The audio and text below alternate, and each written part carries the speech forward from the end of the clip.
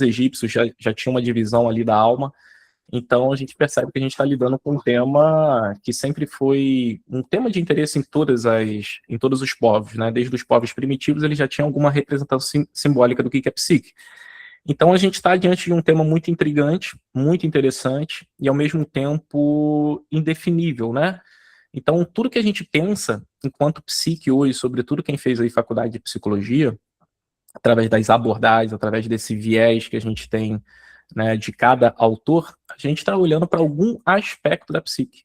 Né? A gente não está olhando, não tem uma visão geral, não tinha até agora uma visão geral da gente conseguir compactar para que a gente tenha consciência para saber com que a gente está lidando quando a gente está falando a palavra psique, tá bom?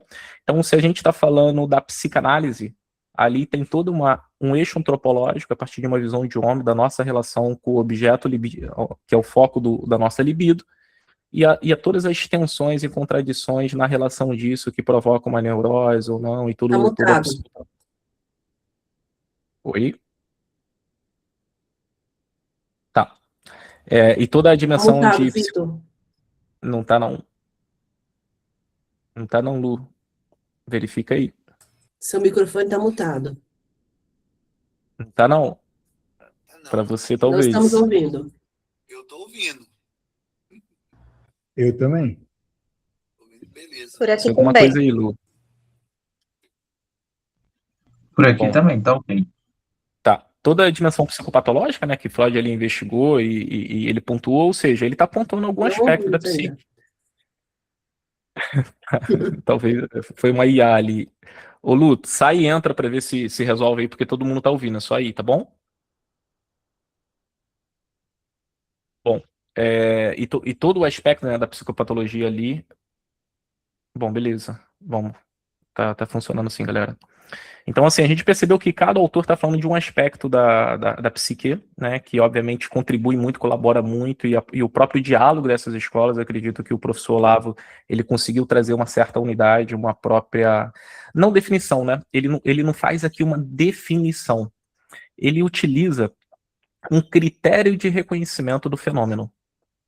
Então, assim, eu não sei daqui quem leu esse artigo, tá, vou colocar aqui no comentário, o microfone da Helena. Eu vou colocar aqui nos comentários do artigo e posso até compartilhar aqui para pontualmente a gente ler algum aspecto aqui junto. E nesse sentido, Paulo, vai ser muito menos uma aula, né, e muito mais uma consideração imaginativa em relação ao que o professor Olavo escreveu. Por quê, Paulo? O que eu observo? A gente tem, primeiro, uma grande dificuldade de pegar uma definição abstrata, conceitual, e trazer isso para o mundo material. Né? Então, quando eu estou falando uma consideração imaginativa, é sempre esse movimento de tirar algo do mundo conceitual, trazer para o mundo material e, através da imaginação e olhando para a realidade, para a estrutura do real, a gente enxergar como essa definição do professor Olavo se relaciona com a nossa realidade. Então, isso não basta apenas a gente ler a definição que a gente vai ler hoje, que é uma zona indeterminada, onde o homem combina a ordem de causa física e lógica do acaso, que já explico, mas a gente precisa imaginar até que isso seja um critério de reconhecimento e a gente consiga observar, por exemplo, como uma psicanálise dialoga com essa definição do professor Olavo. Se a gente fala de educação, o que é a educação dentre essa definição, ou melhor, dentre esse critério de reconhecimento que o professor Olavo traz? Então, nesse sentido, a gente vai estar fazendo aqui juntos, né, uma própria dialética em relação a esse tema, que eu também gostaria de ouvir vocês, então por isso que aqui não vai ser uma forma de uma aula, né, aqui é muito mais para estimular o consumo da obra do professor, até pelas besteiras que eu posso vir aqui falar, em algum de vocês que já assistiram a aula ou leram o artigo, pode suscitar em vocês uma vontade de fazer justiça, e porra, Vitor, não é por aí não, eu acho que é por esse caminho aqui. Então aqui, de fato, a gente quer estimular o estudo da obra do professor, que ele está até aqui atrás, aqui, ó, no livrinho aqui, para puxar minha orelha se eu falar merda. Então, contando muito também com essa troca aqui de vocês, eu acho que os estudos ele acontecem de maneira dialética, e a beleza de ter um grupo aí como o Paulo organizou é justamente a gente fazer essa troca, né, a troca de interações, sobretudo se tiver profissionais que às vezes... psicólogos ou psicoterapeutas que ainda não tomaram conhecimento desse artigo, mas tem a própria experiência real ali. né? Já está atuando ali enquanto psicoterapeuta. Então, ainda que você não sabe definir o que é, você tem o conhecimento por presença disso, né? Então, uma das coisas que me incomoda muito é um certo movimento que às vezes tenta tirar do domínio das pessoas, e às vezes esse conhecimento ele está no senso comum, ele está na nossa percepção, a partir de uma definição conceitual que a gente talvez não conhece, né? Ou talvez trazer um autor que às vezes a gente nunca ouviu falar, e a coisa ela fica totalmente abstrata, né? E quando a gente tenta transmitir o conhecimento para alguém, a gente não está partindo daquela experiência do senso comum dela. Então isso tira do campo de domínio, né, daquele campo onde, por exemplo, um psicólogo está à vontade, que é o dia a dia dele, e distancia ele daquele objeto que ele está lidando o tempo todo, né? Então, o professor Olavo, de uma forma muito interessante, ele faz a investigação partindo do senso comum. Ele não parte da abstração. Ele está partindo de como a psique se apresenta para a gente. Isso por si só, para mim, assim, é o mais interessante, porque quando a gente observa outros autores, além deles estarem cortando a psique e olhando apenas um aspecto dela, eles não estão partindo daquela experiência primária da nossa relação e como o fenômeno se apresenta para a gente, né? Então, no curso Fundamentos Básicos de Psicologia, o primeiro alerta que o professor faz para a gente estudar um tema desse gênero é que a gente não pode tornar a psique um objeto, tá? Ainda que aparentemente a gente esteja fazendo isso aqui, se a gente tentar objetificar a psique, por si só, ela vai perder a característica essencial. Então, assim, o que é tornar uma coisa um objeto? É justamente porque a psique tem um caráter de indeterminação. Então, se eu estou tornando um objeto da psique, eu estou olhando, por exemplo, para um dos componentes da psique, seja a memória, seja a percepção, isso é um dos elementos que está compondo a psique. Mas a psique, ela não é isso, né? Então, é como se eu olhasse para uma caneta e descrevesse o que é uma caneta a partir da cor dela, né? Então, aqui é um aspecto acidental, não é um aspecto essencial. Então, nesse sentido, o professor Olavo, ele está olhando como o fenômeno se apresenta para a gente, o como que a gente reconhece se algo tem uma causa psíquica ou não. Então ele já direciona, nesse sentido, o nosso olhar para as próprias causas, né? Então a gente só consegue olhar para a psique a partir da sua causalidade. Então, para isso, ele utiliza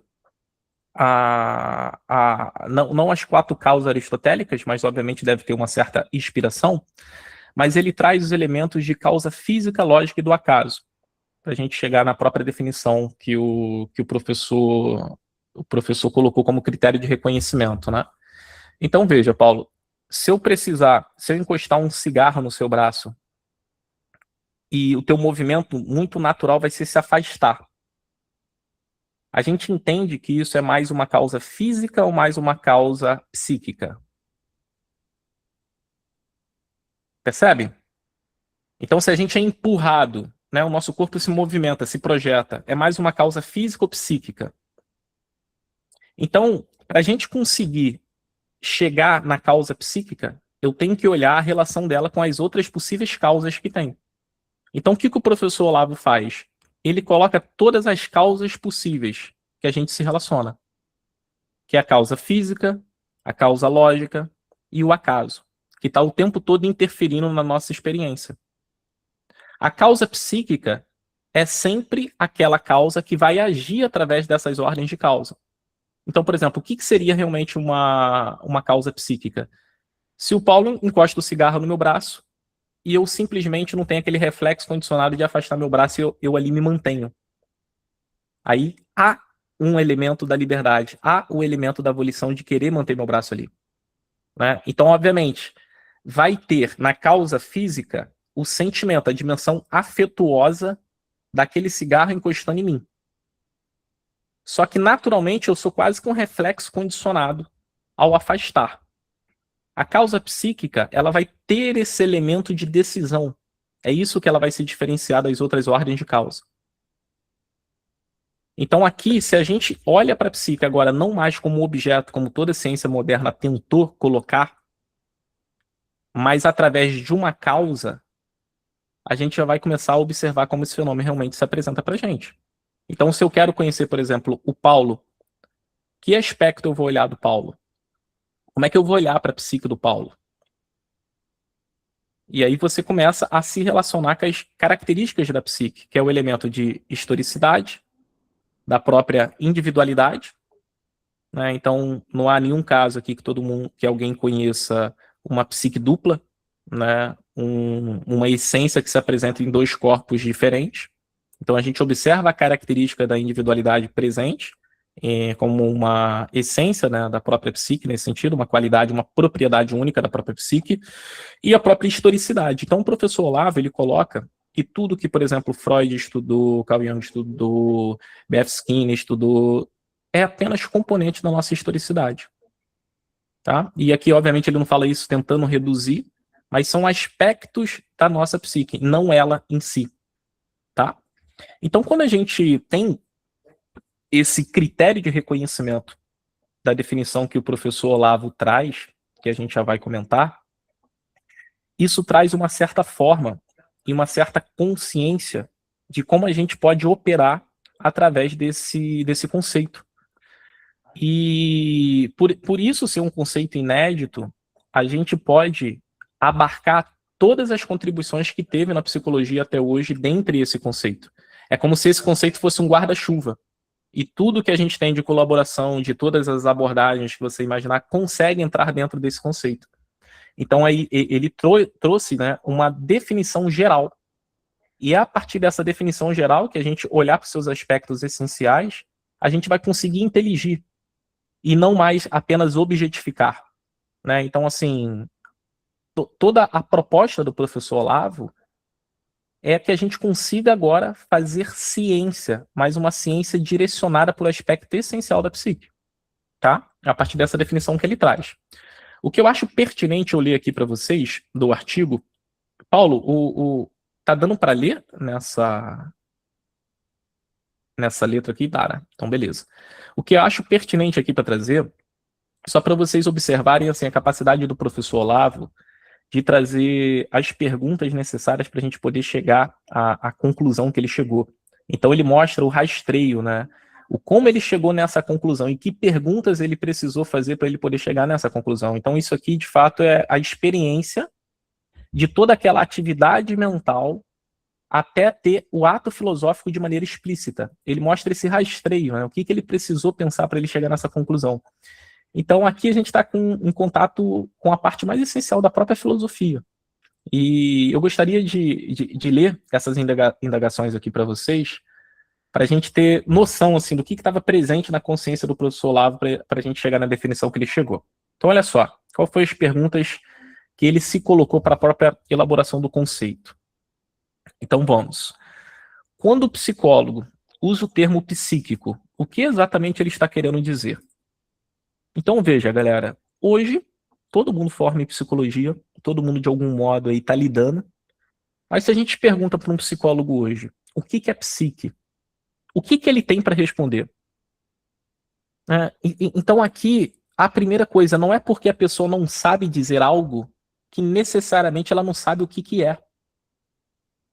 A gente sabe por experiência, mas talvez a gente não sabe por reflexão, por elaboração. É isso que o professor Olavo chama de conhecimento por presença.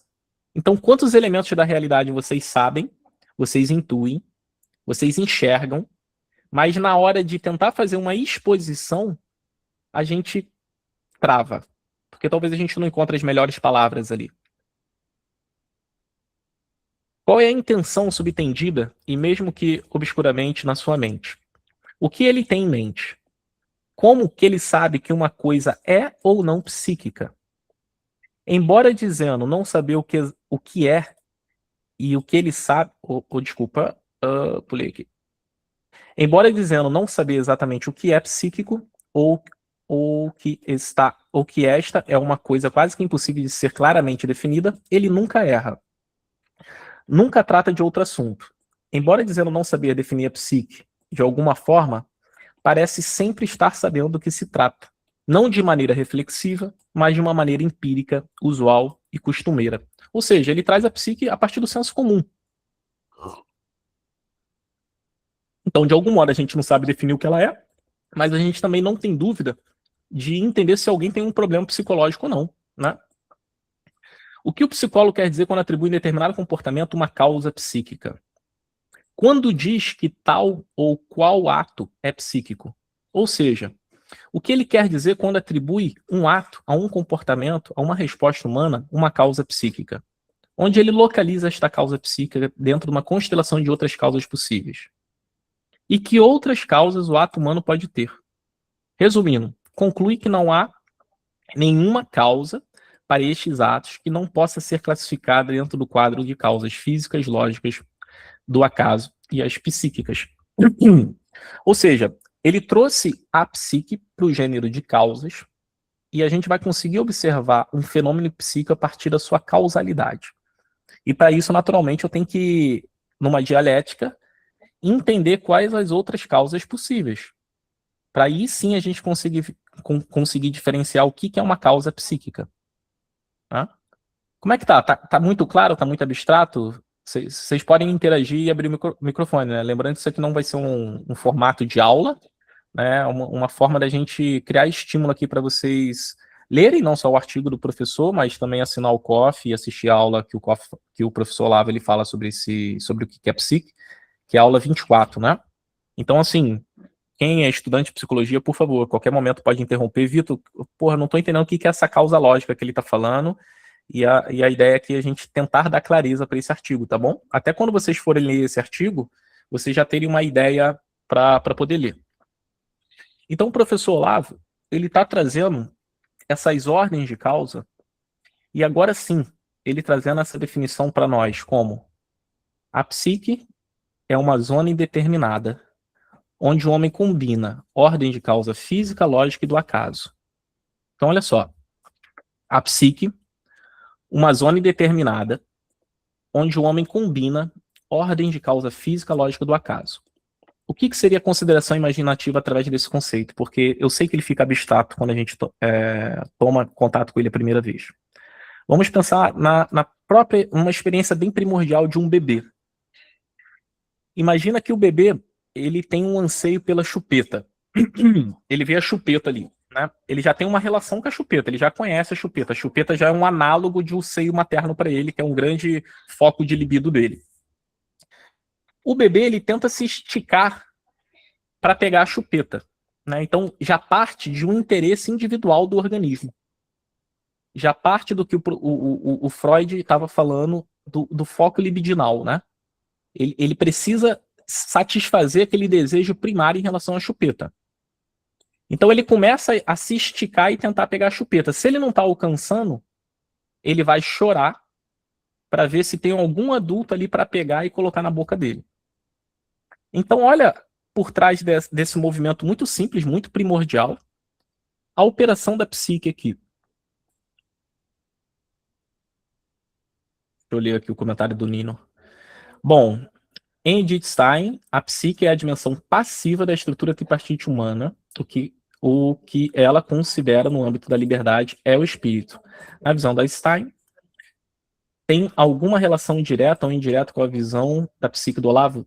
Bem direta, e a gente vai entrar na dimensão da liberdade aqui, Nino. Vai ser bem interessante essa interação da psique, né, com o espírito e qual é a qualidade análoga aqui ao espírito, tá? O professor Olavo, ele traz essa, não de maneira explícita, mas está implícita, tá? E eu vou conseguir falar um pouco também sobre isso, mas lá para o final.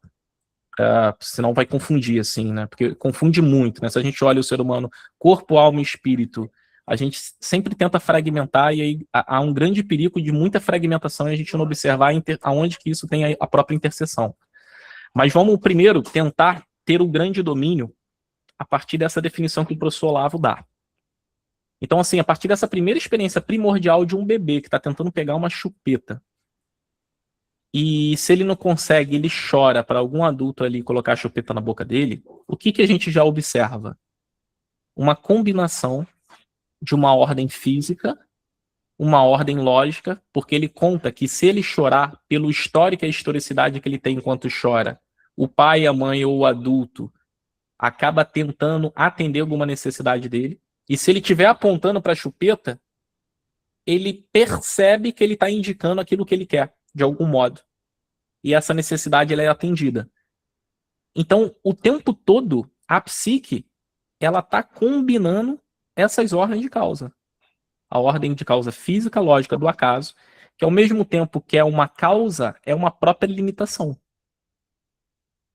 Então, todo mundo material, que é o mundo físico, as causas físicas, eles são, ao mesmo tempo, determinações físicas. Então, a minha psique ela não consegue agir através da matéria, porque a matéria ela tem uma resistência. E é justamente essa resistência, por exemplo, de eu pegar o copo, que eu já sei a quantidade certa da força que eu tenho que utilizar para pegar esse copo, para pegar essa caneca. Percebe que não dá para fugir disso? O tempo todo a psique está combinando a ordem de causa física, lógica do acaso. E, obviamente, o acaso está interferindo na nossa experiência o tempo todo. Né? Então, o que vai ser característica de uma psique? Combinar essas ordens de causa física, lógica do acaso, mas não de qualquer jeito, mas de uma forma eficiente. De uma forma que meu interesse está sendo atendido.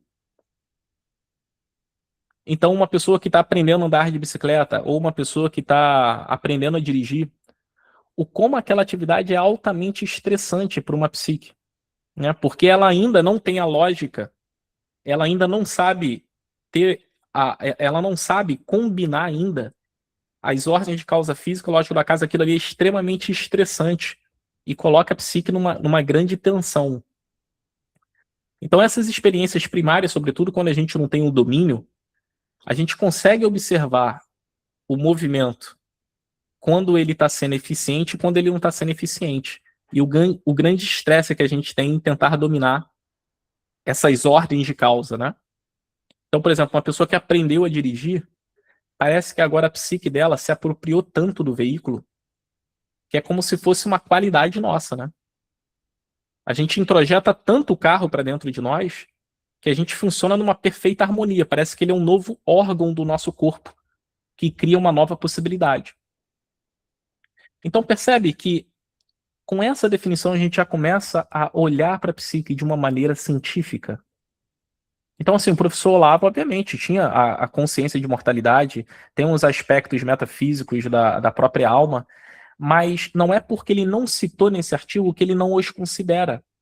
Esse artigo, ele está trazendo uma definição que a gente consiga fazer ciência a partir desse artigo. Que eu acredito que é o que ele esperava dos seus alunos ali, que tinham alguma vocação para essa área, né? Inclusive, ele cita essa expectativa na aula 3 no curso Fundamentos Básicos de Psicologia. Então, olha só, galera, de novo, e aqui eu vou fazer a questão de ser repetitivo com essa definição, e eu gostaria que alguém tivesse, se alguém tivesse dúvida em relação a essa definição, fizesse alguma pergunta, ou tentar, poxa, Vitor, eu sou psicoterapeuta, ok, beleza, então, se a psique é uma zona indeterminada, onde a gente está combinando ordem de causa física, lógica do acaso, como é que isso se traduz na psicoterapia? O que a gente está fazendo na psicoterapia? Gostaria de ouvir vocês, assim, se isso aqui está muito abstrato para vocês ou já está dando uma clareada. Se alguém puder interagir comigo aí.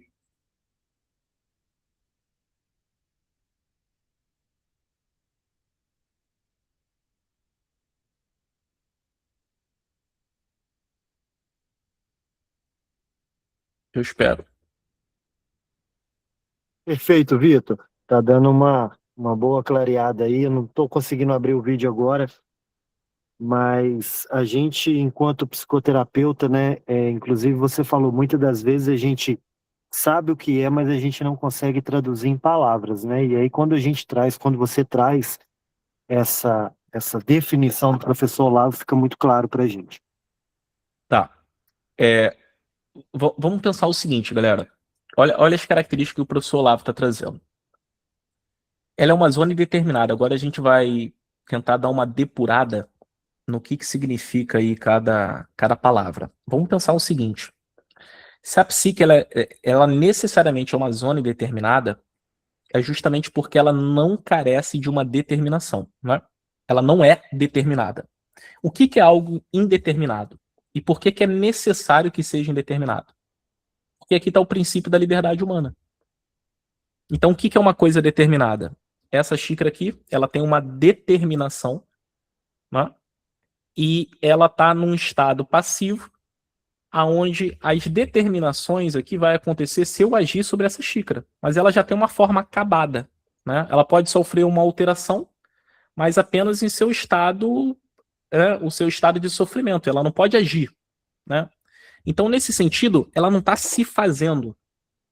Então, essa característica de zona indeterminada, ela é necessária para a psique, porque a essência da psique é a própria liberdade. E aí a gente começa a entrar nesse diálogo com a Edith Stein, né? Então, eu não consigo olhar para a psique sem essa principal característica que é a própria liberdade. Então, se o Olavo está trazendo a psique é uma zona indeterminada, ele também está falando a psique é a liberdade. Ou melhor, o potencial da liberdade, porque a gente sabe que nem toda psique atinge o seu potencial de liberdade. E a gente vai entender isso por quê. Então, com a combinação de ordens de causa física, lógica do acaso, perceba essa palavra, a gente está combinando. Ou seja, eu estou agindo através do físico. Qual é o primeiro elemento físico? O meu próprio corpo. Então, a psique tomando posse do meu próprio corpo, para que eu consiga agir no mundo e testar a resistência do meu corpo com os objetos do mundo.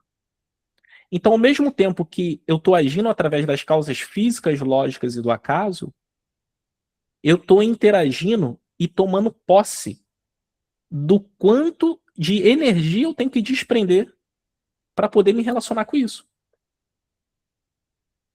Então veja que o tempo todo é uma relação de resistência, e é a partir dessa resistência que a gente meio que coloca o objeto para dentro. Ou seja, né, pensa a primeira vez que a gente vai jogar uma bola. A gente não sabe mais ou menos o peso de uma bola. Né?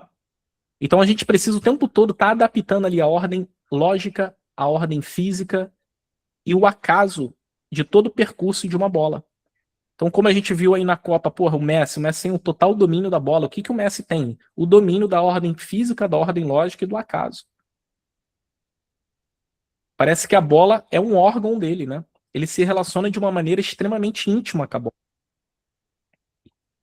Boa, Rosana, vamos lá. Eu não consegui compreender bem a parte do acaso. Se puder dar um exemplo dessa causa. Bom, Rosana, o acaso, o professor Olavo define como uma multiplicidade de causa. Ou seja, é o tempo todo tá interferindo. Então, olha só. O bebê, ele quer pegar a chupeta. Então, ali tem um limite físico, que talvez a chupeta tá distante dele, ele não tá alcançando. E existe uma lógica, que ele sabe que quando ele chora, alguma vontade dele é atendida ou algum adulto vem. Então, ele tá fazendo essa operação. Ele já tá combinando essas ordens de causa. Aí, imagina que a chupeta tá no chão, vem um pai e sem querer chuta a chupeta. É um elemento do acaso, percebe? Então a gente está o tempo todo sendo interferido pelo acaso. O que vai ser a causa psíquica? Essa capacidade de atuar, de ser a causa que vai agir combinando todas essas ordens de causa. Não dá para tu fugir do acaso, pô. Planeja o seu dia de amanhã. Quantos elementos do acaso não vai ter?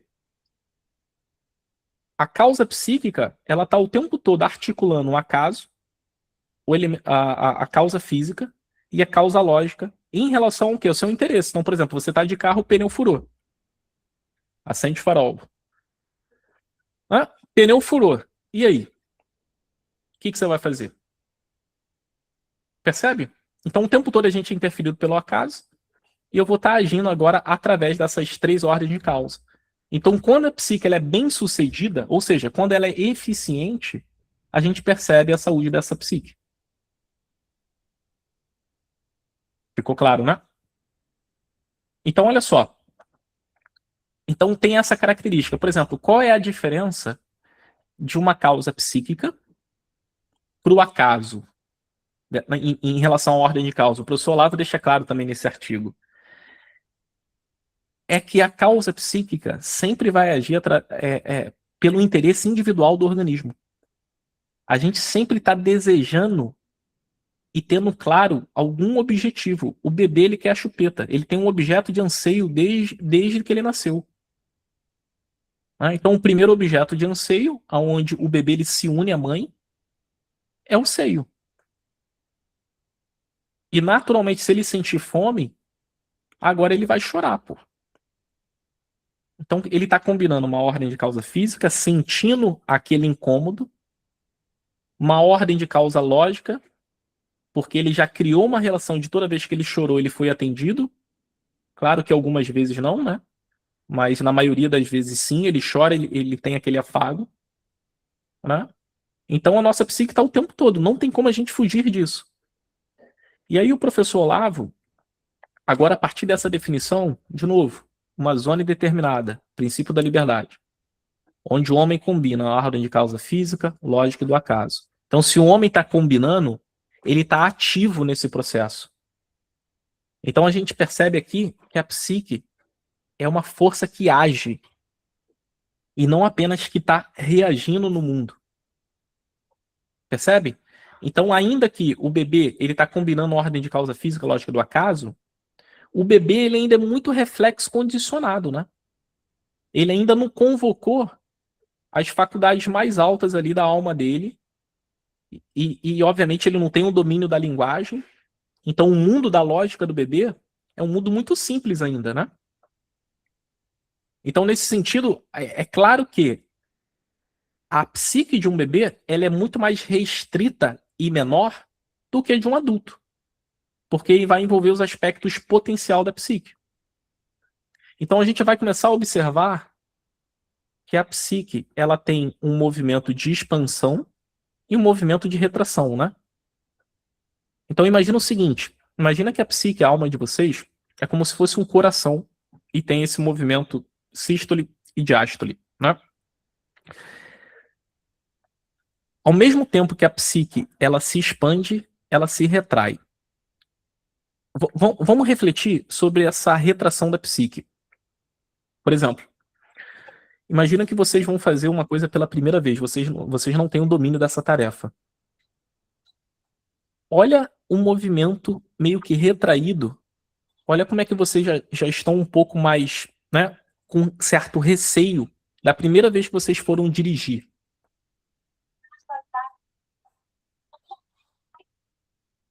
Heidi, quer falar alguma coisa? Tá.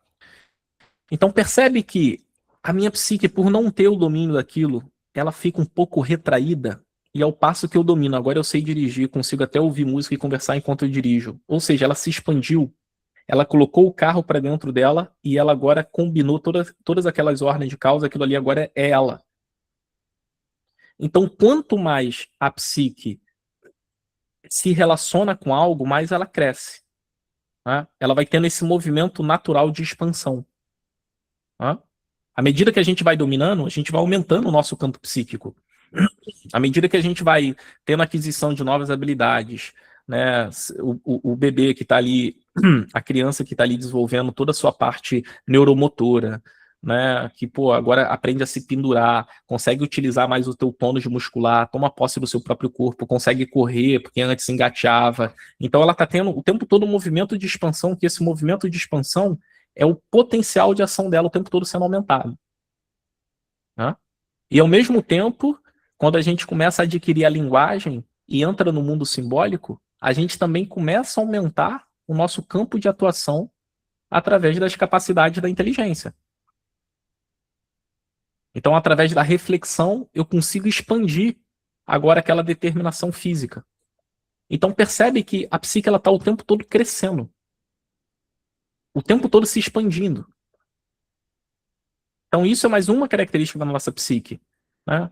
O Olavo, nesse artigo, ele traz 5 características para a psique. Essa que eu estou trazendo, né, esse movimento de expansão e retração, é a vontade de poder. Então ele se apropria do conceito de Nietzsche, na falta de um termo melhor, que é essa própria vontade de poder, e aqui ele não está falando necessariamente de um poder político, ou como a gente está acostumado a se relacionar com essa palavra, mas é um poder de fazer as coisas, né? O bebê, ele já tem isso, ele já quer pegar a chupeta, ele já quer pegar o seio, né? Ele já tem essa inclinação.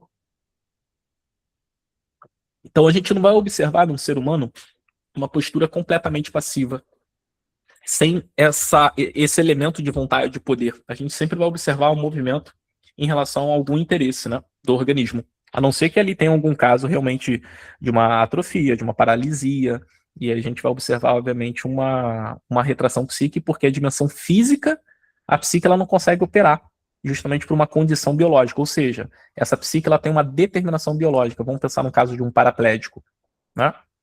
Ali a psique dele perdeu a capacidade de ter domínio do corpo, né?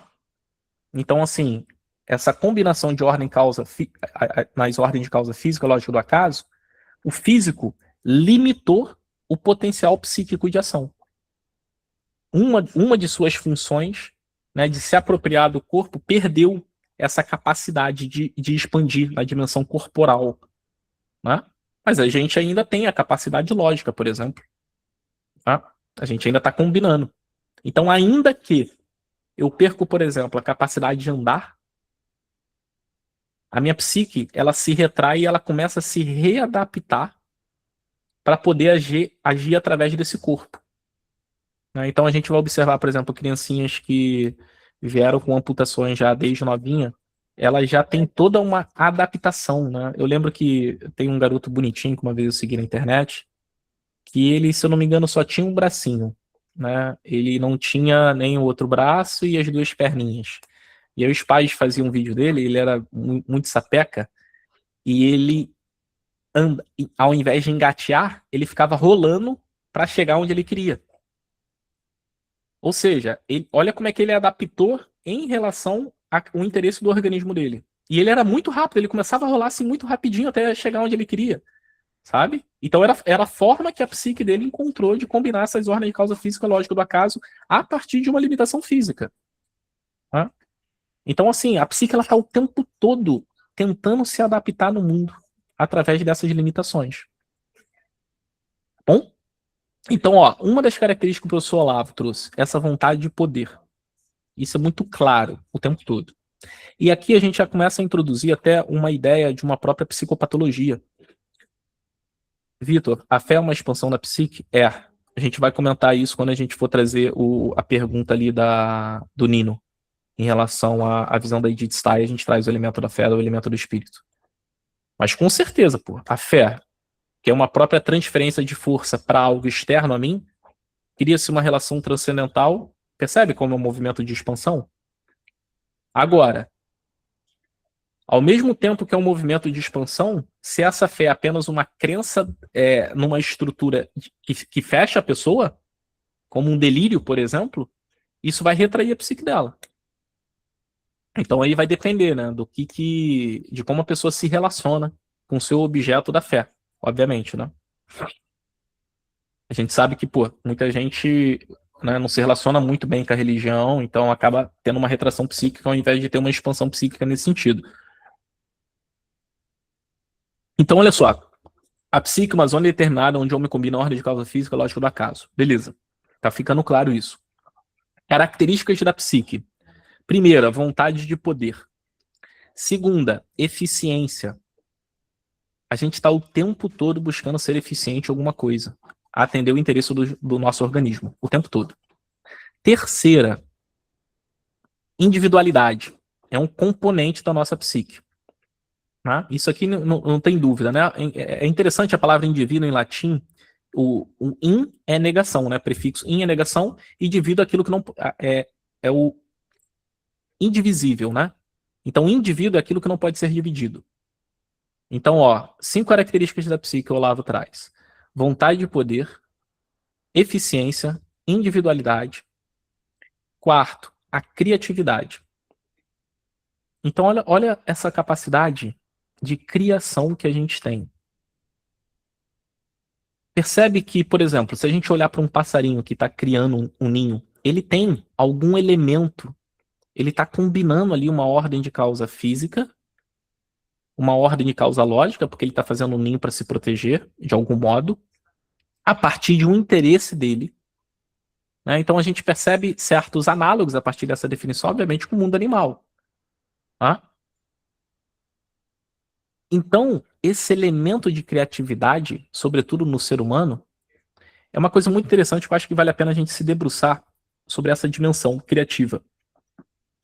Por exemplo, quem aqui é psicólogo, quando tem um indivíduo com depressão, com ansiedade, ou um caso mais patológico, vocês vão perceber que ele não está convocando muito essa característica da criatividade dele. Justamente porque a criatividade, ela exige uma certa disposição interior de, primeiro, galera, pensa o seguinte, tenta lembrar alguma experiência que vocês criaram alguma coisa. Então, ó, a gente tem a Luciana aí, que ela já fez teatro. Então, vamos pensar no processo de criação de um personagem, vamos supor. Ou eu vou criar uma marca aqui agora. Quando a gente pensa em criar alguma coisa, colocar alguma coisa nova no mundo, de algum modo, a gente parte sempre de uma negação. Então, por exemplo, quando alguém criou a caneta pela primeira vez, a criatividade, ela é uma resposta àquilo que não está dado. Então, eu vou criar. Eu estou trazendo um elemento que antes não tinha no mundo. Mas eu já olhei para esse mundo e, de algum modo, eu preciso negar o mundo sem destruir. Então, a partir dessa negação, que eu consigo trazer algo que ali falta. Então, olha essa capacidade de criatividade, como ela é uma operação extremamente complexa. Eu vou colocar no mundo algo que eu acho que está faltando. Eu acho que eu consigo colaborar com algo que está faltando. Percebe que aqui a gente está recrutando várias capacidades do nosso intelecto e, de algum modo, negando aquilo que está dado. Porque aquilo não é o suficiente, né? Imagina o cara que fez a faca a primeira vez. Tá? De algum modo ele negou, porra, tem que ter alguma coisa melhor. Aí ele precisou tentar estabelecer, através da imaginação dele, uma forma ideal para ele conseguir ser mais eficiente em combinar essas ordens de causa física, lógica do acaso, que ele percebeu que uma faca seria melhor para fazer certos movimentos. Então olha que operação extremamente complexa quando a gente cria alguma coisa. E ao mesmo tempo que isso é muito simples que a gente faça, né? Então isso, naturalmente, convoca muitas características internas nossas. E a própria criatividade é um baita elemento de saúde psíquica. Uma pessoa que tem saúde psíquica, ela está querendo criar, ela está estimulada. Não é? A gente consegue, obviamente, aí quem é mais da linha da Gestalt e outras abordagens, né, que estimula muito essa dimensão da criatividade, sabe a importância disso, e ainda mais para a nossa sociedade de hoje, que é uma sociedade muito funcional. Né? A gente está perdendo um elemento da criatividade, perdendo os elementos de se relacionar com a arte, já desde a infância, a gente está muito operativo e funcional. E isso para a psique é horrível, né? Se a gente parar para olhar um pouco das 7 artes, música, teatro, o como isso, com a nossa estrutura psíquica, que tem um movimento de grande expansão psíquica, ao passo que a gente tem um domínio dessas tarefas. Então, assim, sobretudo para uma criança, né? O Olavo, ele falava que, para uma criança, a educação, ela deveria ser da imaginação e religiosa, né? Então, começasse pelo desenvolvimento de todas as artes, assim, para a criança é muito benéfico nesse sentido, né? Então eu estou convocando ali todas essas características essenciais da psique através das artes, o que é muito diferente, por exemplo, de uma operação matemática, que às vezes envolve ali só uma estrutura lógica, então convoca menos, né? Menos da minha capacidade psíquica nesse sentido. Então a importância da dimensão artística para o desenvolvimento da psique. E aí, a última característica que o professor Olavo traz da psique, que é a mais essencial, que obviamente, por que mais essencial em relação às outras? Como eu falei, o pássaro ele consegue ser eficiente em criar ali o ninhozinho dele, né, para se proteger. Mas o quanto esse pássaro realmente tem uma liberdade? E aí esse termo, né, é muito difícil a gente compreender o que é liberdade. Então aqui é a tentativa desse grupo de estudos da gente enxergar, quando o professor Olavo está falando liberdade, nesse artigo que é psique, aonde ele está tocando. E aí que a gente já vai começar a fazer uma articulação com a pergunta ali do Nino, né? Que é o seguinte: a psique é a dimensão passiva da estrutura tripartite humana. Então, olha só, aqui a gente já tem uma afirmação. É a dimensão passiva. Veja, a dimensão passiva, ela está na psique, mas ela não é a psique. O que é a dimensão passiva? É a dimensão da patos, do sofrimento, aquilo que nos acontece, né? O bebê que sofre aquela ação, o bebê que está determinado pela causa física, lógica e do acaso. A gente está sofrendo, tá? Esse primeiro sofrimento cria uma retração psíquica. Então, ó, a nossa psique sofrendo uma ação. E ao mesmo tempo, agora, ela ganhou a capacidade de entender, de sentir aquela ação, para ela dar uma resposta. Então, ela ganha uma capacidade de quê? De adaptação. E ela sai dessa passividade, ela pode agir agora. Então, uma pessoa que caiu de bicicleta a primeira vez, agora o corpo dela, ela consegue tentar colocar a perna para não cair. Então a gente não pode olhar a psique apenas por uma característica passiva. Pelo contrário, a gente sofre ação na psique, mas a resposta é a própria característica da psique, pô. Que ela sendo uma força que causa algo. Né? Ou trazendo a própria dimensão do significado daquilo que aconteceu. Então ela pode não agir no mundo, mas atribuir um significado para aquilo. Aí a gente tem a própria causa psíquica. Então não é apenas uma relação de passividade e de atividade. A gente vai reconhecer a manifestação da psique justamente pelo seu caráter mais ativo, pela resposta, pela força causal, combinando essas ordens de causa física, lógica do acaso. E aí ele continua a pergunta: o que ela considera no âmbito da liberdade é o espírito. Então olha só, olha que diálogo legal que a gente vai fazer. Tem um livrinho aqui do Louis Lavelle, que obviamente, né, galera, para a gente entender o que o Olavo quis dizer com certos termos, a gente também tem que ir para além das palavras e saber quem as pessoas que mais influenciou o professor Olavo. E ele fala que Louis Lavelle foi uma das grandes influências dele. Tem um capítulo aqui desse livro, A Intimidade como Liberdade, ou melhor, A Intimidade Espiritual. Tem um capítulo que ele fala a liberdade como termo primordial, do Louis Lavelle. E ele já inicia esse capítulo citando um versículo, Coríntios, que é o seguinte, abre aspas, aonde está o Espírito do Senhor, aí está a liberdade. Então, olha só. Aonde está o Espírito, aí está a liberdade. Olha a característica que a gente está colocando a liberdade para a dimensão do Espírito. Então, assim, olha como é que isso vai se dialogar com o que a nossa sociedade hoje, o senso comum entende hoje como liberdade. Olha o grande problema que a gente entra aí. Aí não só o Louis Lavelle, como o Leopold Zonde, que é aquele psiquiatra húngaro que o professor Olavo sempre cita, ele também está olhando a psique a partir da sua liberdade. Como o aspecto mais essencial. Então ele diz que o homem é livre quando ele toma consciência do seu destino de coação e ele passa a escolher pela liberdade dele. O que é o destino coagido do Zonde? É o do inconsciente familiar. Né? Então, por exemplo, se uma pessoa age de uma maneira inconsciente, lembrando, inconsciente é o quê? Aquilo que não se sabe. Ou seja, há vários elementos dentro da tua psique que você não sabe se é um ato da sua liberdade ou um próprio condicionamento social. Então, como é que vocês conseguem dizer, ah, não, Vitor, eu estou agindo por liberdade. Ok, o que você está ansiando hoje? Ah, eu estou ansiando isso aqui. De onde que vem esse anseio? O quanto de liberdade tem aí? Então, para a gente entender essa dimensão da liberdade, eu vou introduzir uma ideia do Zonde, que também está presente aqui de uma maneira implícita. Deixa eu até compartilhar aqui o artigo do professor Olavo.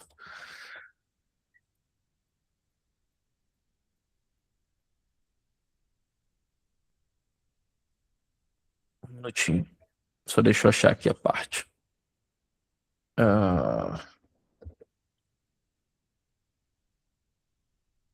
Então, olha só. Nesse trechinho aqui do artigo, o professor Olavo está fazendo uma distinção da psique do acaso. Vamos ler aqui para eu poder contextualizar e trazer esse elemento para a gente criar uma dialética entre a necessidade e a liberdade. Para a gente entender por que a liberdade é um fenômeno do espírito nesse sentido. Então, olha só. Fica claro que nesta definição, a psique comporta o elemento de liberdade, justamente porque ela é uma zona indeterminada, tá bom? De indeterminação, surgindo dessa constatação a seguinte pergunta, sendo assim, em que a psique se diferencia do acaso. Entendemos a psique, as coisas não se passam segundo uma ordem de necessidade, como na esfera física e lógica. Necessidade, aquilo que não pode não ser, aquilo que não cede, mas segundo um quadro de indeterminação, que faz com que a psique se assemelhe ao acaso, ou seja, a psique é um fenômeno que pertence à ordem da liberdade e da indeterminação, e não à ordem da necessidade.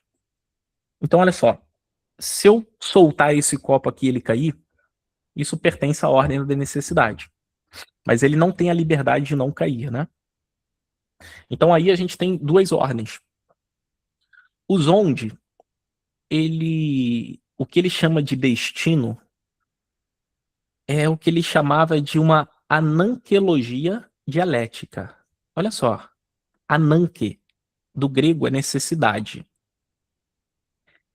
E dialética é porque a nossa liberdade está o tempo todo interagindo com as necessidades.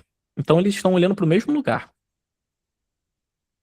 Então, o que o Zonde está chamando de destino é a relação do que ele chamava de meio mundo. O que é o meio mundo?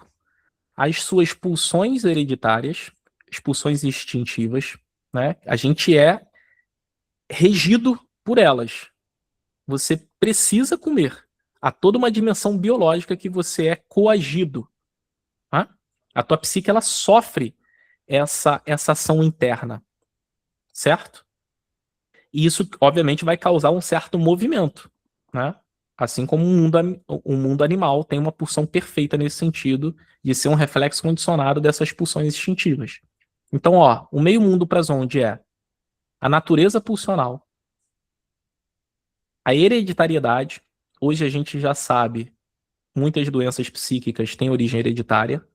Então, isso, de algum modo, já vai causar uma retração psíquica, né? Esquizofrenia, transtorno bipolar tem origem hereditária, autismo tem origem hereditária. Então, a gente já vai perceber o quanto a carga genética, através dos cromossomos, já está determinando a tua psique e diminuindo o campo dela de liberdade.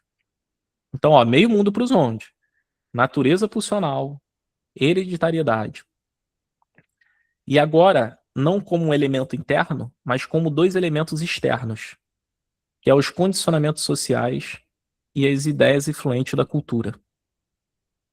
Então, olha só, o que é o meio mundo? Natureza, ou melhor, natureza pulsional, hereditariedade, ideias influentes na cultura e condicionamentos sociais. Então, essas quatro forças estão o tempo todo interagindo com isso que a gente chama de eu. E o nosso eu terá liberdade ou não a partir do exercício e da capacidade dele de combinar todas essas ordens de causa e dar uma resposta eficiente, de acordo com o objetivo dele.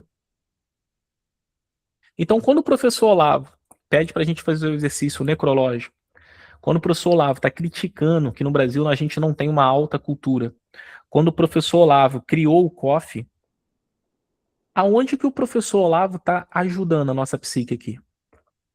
Nas ideias influentes na cultura e nos condicionamentos sociais. Quando ele pede para fazer aquele exercício do mapa da ignorância ou a origem das nossas ideias, o que ele está fazendo? Ele está aumentando o seu coeficiente de liberdade para que a sua psique tome consciência da origem de suas ideias. Para saber o quanto dessas ideias realmente você se apropriou, ou você só está condicionado a elas por meio da cultura. Então, naturalmente, a gente passa, desde basicamente a adolescência e na fase quase que adulta, A gente entra no mundo meio que se adequando. A gente combina as ordens de causa física, lógico, do acaso? Combina. Não dá para fugir disso. Mas o quanto a gente faz isso através do nosso interesse e o quanto a gente faz isso através de condicionamento. Então, isso que a gente chama de liberdade, a gente vai perceber que é um coeficiente muito pequeno em todas essas ordens de causa na nossa relação com esse meio mundo, que são esses 4 fatores que eu citei. Percebe como a liberdade ela é uma coisa muito pequenininha diante disso tudo? Por isso que a liberdade ela está o tempo todo interagindo com essas ordens de necessidade. Então, por exemplo, até um esquizofrênico, como a gente vê naquele filme Mente Brilhante, que conta a biografia do Dr. Nash, que foi o Nobel de Matemática, até um esquizofrênico é capaz de realização. Então, olha só, a psique dele, que foi retraída por uma imposição imperativa do mundo lógico, né? Que a lógica de um esquizofrênico ela é tão implacável que faz com que ele saia do mundo físico ou até crie um mundo físico através da lógica dele, que são as próprias alucinações. Então, olha o imperativo da lógica de um esquizofrênico. Mas mesmo assim, ele conseguiu combinar essas ordens de causa, né? E ele ganhou, por exemplo, o Nobel, que era basicamente o sonho dele, né? Todo cientista ali tem isso como objetivo. Ou seja, até um doente é capaz de realização. Por isso que, nesse sentido, uma psicoterapia ela não pode apenas se propor, é claro, ela pode nesse sentido, mas assim, ela tem que estar olhando para a dimensão da liberdade do indivíduo. Se ela se propõe apenas uma remissão de sintomas, a gente se assemelha quase que uma medicina. Se eu entendo que a característica essencial da psique é a liberdade, toda psicoterapia tem que favorecer um processo da gente tomar posse da nossa consciência, da gente entender a nossa relação com o meio mundo, para a gente saber realmente aonde estão os nossos condicionamentos, aonde estão os condicionamentos hereditários. Imagina o quanto de influência que você não teve a partir da tua família e da tua cultura. Como é que você, obviamente, se livra disso de algum modo? Para você saber o que realmente é seu, o que da tua família você quer se apropriar e o que talvez você quer fazer de maneira diferente. Quantos elementos da família a gente tem e a gente herda, e ainda que a gente não goste, a gente percebe que a gente reproduz. Então tudo isso naturalmente vai diminuir esse coeficiente de liberdade. Como é que tá até aqui, galera? Como é que vocês estão aí? Estão muito silenciosos. Aí não me ajuda. Precisa entender se vocês estão entendendo. Bruno, por favor. Não, eu queria só perguntar uma coisa aqui, que me veio à mente. Não, e essa questão da liberdade não é exatamente uma busca por uma ideia ou ideias originais, mas tomar não só consciência, mas escolher as ideias que nos atravessam, assim. A gente é atravessado por várias, né? E muitas vezes nós somos condicionados a segui-las sem que a gente perceba e sem que a gente escolha. Seria essa questão, essa aproximação de uma tomada de consciência e de liberdade de escolher as ideias que nos levam em alguma direção. Porque, assim, o que me vem à mente é que transcender totalmente a cultura é impossível, né? Perfeito. Então seria mais ou menos isso. Na aula 23, o professor Olavo ele traz uma definição de educação do Luiz Sencillo, que é um antropólogo espanhol. Ele fala que educação é tomar posse de maneira lúcida das ideias, né? Então, a educação que vem vem do latim lá do conduzir para fora, né? É o educere lá. Beleza. Então, olha só. Através da educação, através da experiência que a gente tem com o professor Olavo, a gente está conduzindo para fora. Então, percebe que há um elemento de descolamento da nossa cultura se a gente começa, vamos supor, a tomar posse de uma outra cultura. E aí, se eu começo a entender a origem desse tipo de pensamento, Aonde que começou esse pensamento? Por exemplo, vamos pegar algo que predomina na cultura dominante hoje no nosso tempo. Autonomia e independência. Aqui a gente tem quase como valores aonde pessoas se orgulham de dizer, pô, eu sou independente. O quanto eu estou condicionado por essa ideia, o quanto de fato eu tomei posse dessa ideia e quais as consequências que essa ideia tem para eu introjetar isso aqui como um valor. Percebe? Então, ó, a gente sabe que, porra, o método Montessori, ele está educando toda uma geração para ele ser independente. Beleza. Qual a consequência disso para uma psique?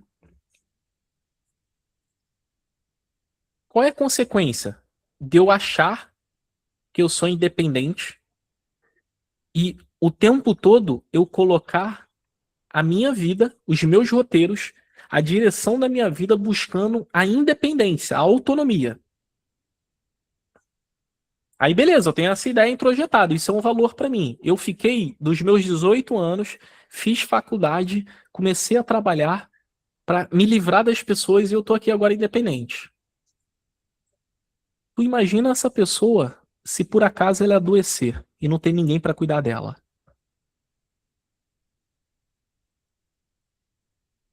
É uma crença. Ela foi condicionada por essa crença. O que seria tomar posse? Porra, eu consigo saber a consequência dessa crença? Aí a gente vai ver que essa pessoa que não tem ninguém para cuidar dela quando ela adoecer, ela não vai querer ser mais independente, pô. Aí ela tá olhando, vai confrontar a autonomia e a independência dela. Então aí a gente começa a se relacionar de uma maneira o que mais íntima com as ideias. Então é claro que a liberdade, ela precisa do fator da consciência. Eu preciso tomar posse de uma maneira lúcida, não só das ideias, mas até não, da origem das ideias e da consequência das ideias para minha vida, pô. E a gente naturalmente sabe que não dá para ser independente, né? E o que a gente vai observar, galera? O que aparece no consultório pra gente contra o sofrimento psíquico? A pessoa sofrendo que ela talvez está numa situação que está dependendo dos pais, pô. Eu atendi um rapaz, assim, contando uma história de derrota porque ele teve que pedir ajuda aos pais, pô. Então o que isso está implícito? Pô, né? Todo o tom e a disposição está implícito o quê? Que a independência é um valor para ele, pô. Que pedir ajuda é algo vergonhoso para ele. Percebe? A gente está sendo condicionado por isso de algum modo. Né? E isso no Brasil ainda não é tão assim. Mas se a gente pegar outros países, Estados Unidos ou países da Europa, é muito mais, as pessoas são muito mais independentes. E aí começa a criar ordens de outro problema, pô. Tu imagina para uma pessoa que foi totalmente independente, com esse foco, para ela começar a lidar com a diferença na dimensão relacional um com o outro, no convívio um com o outro. Então você cria outro tipo de problema. Por exemplo, a dimensão afetiva. A disposição afetiva de uma pessoa que está acostumada a ser independente. Da ela, obviamente, utilizar ou estar numa relação aonde, porra, ela está acostumada ao mundo, ao eu dela, tá sempre prevalecendo em relação àquilo ali. Então, de algum modo, todos esses condicionamentos sociais e ideias influentes na cultura vai estar interagindo com esse eu. Tá comprimindo esse eu. E esse eu, cada vez mais, vai ter um elemento de liberdade, vai aumentar o coeficiente de liberdade ao passo que ele se educa, que ele toma posse da consciência. E aí sim, ele introjeta, não, eu quero isso aqui um valor, para mim é um valor, então beleza. O que aconteceu com esse eu? Ele passou a agir através do seu interesse. Ele sabe a origem disso, ele quer isso, ele se apropriou disso. Aí a gente vai avaliar se essa decisão aumenta ou diminui a liberdade dele, pô. Então, por exemplo, se a gente escolhe ter uma vida de depravação, né, sexual, eu tô aumentando a minha liberdade ou eu tô diminuindo a liberdade? Porra, eu posso fazer o que eu quero, né? só penso em comer sorvete, tá? Qual os efeitos? Como é que o meu corpo vai estar condicionado a isso? A gente aumenta a nossa capacidade de condicionamentos ou diminui? A gente vai avaliar se a nossa narrativa está indo para um lugar mais livre, aonde a gente está se expandindo, onde a gente está se retraindo e dependendo daquilo ali. Aí a gente vai avaliar, naturalmente. Respondeu bem? Foi o Eduardo, né? Bruno? Não, perfeitamente. Ficou claro, Brunão? Sim, sim, sim. Boa. E aí, galera? Alguém leu o artigo? Algum psicólogo, alguém que trabalha na área, assim, tá refletindo como é que esse conceito pode interagir com a sua prática, por exemplo? Aonde que ele se encaixa, né? Eu gostaria de trazer um pouco da prática da psicoterapia em relação a esse conceito, galera, porque aqui a gente tem algo inovador, né? O professor Olavo deixou esse presente para os brasileiros. Com esse conceito, a gente pode redefinir toda a direção dessa ciência, galera. Então, o que o professor Olavo está chamando de psicopatologia aqui? É sempre um movimento de retração da psique. Ou seja, pensa o seguinte: uma pessoa depressiva é uma pessoa que tem a capacidade psíquica dela, as capacidades, ou melhor, as forças do desejo vai ficando apática. A volição dela é diminuída, ela não tem tantas vontades. Então ela está no movimento de inércia. Nem a própria ira, às vezes o desejo de fazer justiça, ela também perde, vai enfraquecendo essas forças. Então a gente vai observando o quê? O movimento de retração, né? Sempre é um movimento de perda de liberdade, de algum modo. O retrair é perder um pouco a liberdade, né? Então toda psicopatologia a gente pode entender sempre como um movimento de retração. TDAH. A pessoa, ela precisa estudar, ela precisa passar na prova da polícia, ela tem TDAH, movimento de retração da psique em relação ao interesse do organismo dela, que é a prova. Então, assim, a gente consegue ter uma visão geral agora, uma maneira muito clara, pô. Então aí eu consigo direcionar minha prática clínica para quê? O que a gente quer fazer na prática clínica, na psicoterapia? Aumentar e expandir a psique, pô.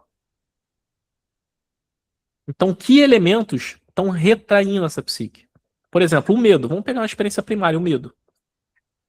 Ele faz você enfrentar ou ele recua a tua psique? Percebe como é muito claro, como fica claro, como ficou óbvio agora? Eduardo, quer falar? Ia comentar alguma coisa? Deixa eu te falar, você estava falando negócio do TDAH aí. Essa questão aí aplica também a questão da ansiedade também, as crises de ansiedade? Boa. Olha só, vamos pensar aqui. Ansiedade. Agora saindo um pouco do Olavo e trazendo um pouco do professor Diego Reis, a gente tem a graça de ter ele aqui no Rio de Janeiro. O professor Diego Reis, ele traz a ansiedade para a física, para o mundo físico, né? E aqui o Olavo, ó, a gente está combinando ordem de causa física e lógica, tá bom? Então a gente está no mesmo mundo aqui. Filosofia, mundo físico, física, tudo é a mesma coisa. A gente está na mesma realidade. Olha como é que o professor Diego ele traz o movimento da ansiedade em relação a gente. A gente sente e reconhece a ansiedade numa crise de ansiedade a partir de um aperto, certo? É um aperto. Ou seja, uma angústia. Angústia vem de aperto em latim. Então o professor Diego, ele traz o elemento da pressão pra gente. O que é a pressão na física? Força sobre uma área. Então é uma força sobre a área do peito. Só que isso tem um fator psíquico.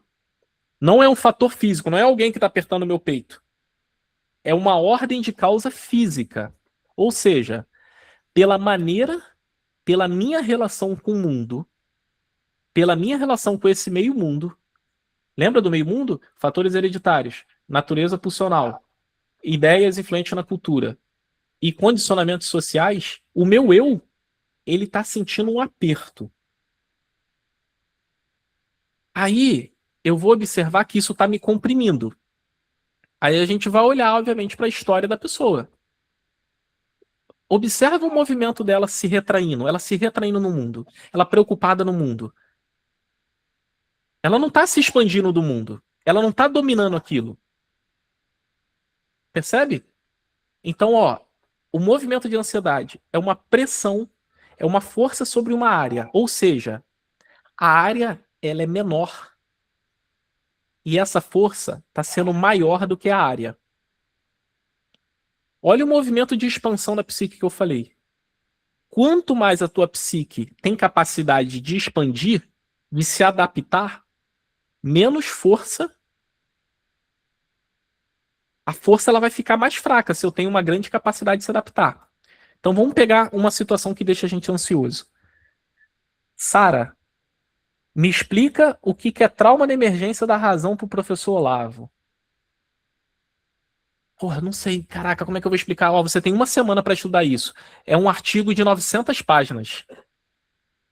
Ou seja, tem o elemento tempo, tem um elemento, caraca, eu domino isso. Não, não domino, não está no meu controle.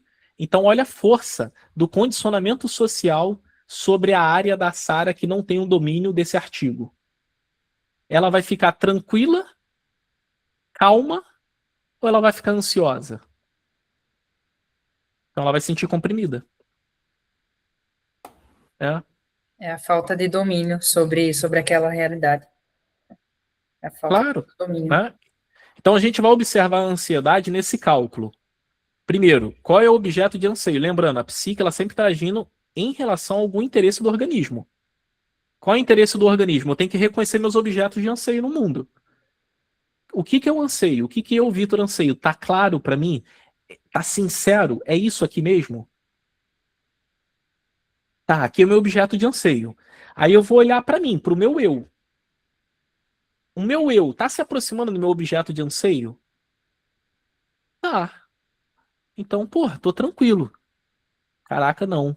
Imagina, eu sou uma mulher, eu quero ter filho, eu tenho 40 anos, tenho meu relógio biológico ali me comprimindo, o tempo tá me comprimindo, e eu não tenho nem namorado, pô.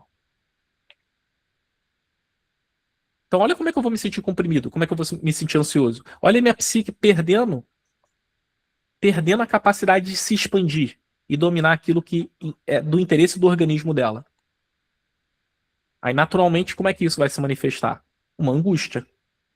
Para manifestar a angústia, eu já estou sentindo aquele aperto, né? Então eu tenho que olhar para um ansioso e entender que ele perdeu o domínio ou a psique dele não está sendo mais capaz de dar uma resposta de uma maneira eficiente para aquilo que ele anseia e para aquilo que ele é. A gente observa o fenômeno da ansiedade aparecendo. Qual é a grande dificuldade da gente olhar para isso? Tem muitas pessoas que se enganam.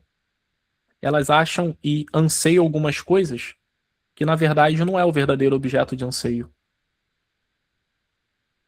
É aí que entra, né, a nossa capacidade de escuta clínica, de realmente entender toda a dimensão de contradição interna ali. Então pensa o seguinte, pensa um cara que todo relacionamento dele, ou uma mulher, todo relacionamento dele foi problemático. Ele nunca conseguiu dominar o relacionamento, sempre deu alguma merda ali. Ele perdeu o domínio daquilo ali. A psique dele não conseguiu ser eficiente. Aí esse cara pode criar a psicologia do compromisso de quê?